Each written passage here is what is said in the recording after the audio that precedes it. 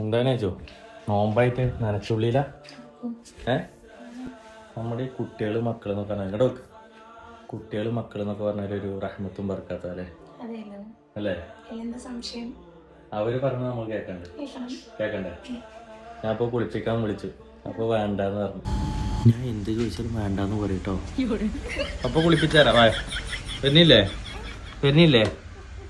ഇല്ലേ? അപ്പൊ വേണ്ടെന്ന് പറഞ്ഞു. നീ കുളിപ്പിക്കൂലേ? അതല്ലേ ഇപ്പൊ പറഞ്ഞതെന്താ? കുട്ടികള് പറഞ്ഞു കേക്കണം പറഞ്ഞില്ലേ? ഞാൻ കുളിപ്പിച്ചപ്പോ ഇങ്ങനെ കാട്ടി. ഇത് ചതിയാണ് ഗൈസ്. അപ്പൊ ഞാൻ തന്നെ കുളിപ്പിക്കണം?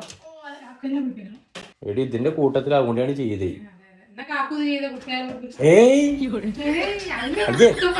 ഇല്ല ഇവിടെ ഒന്നും ശരിയാവൂല.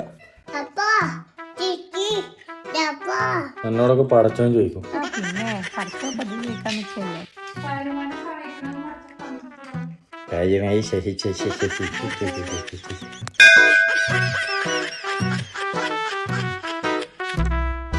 എന്ത് വിധി ഇത്?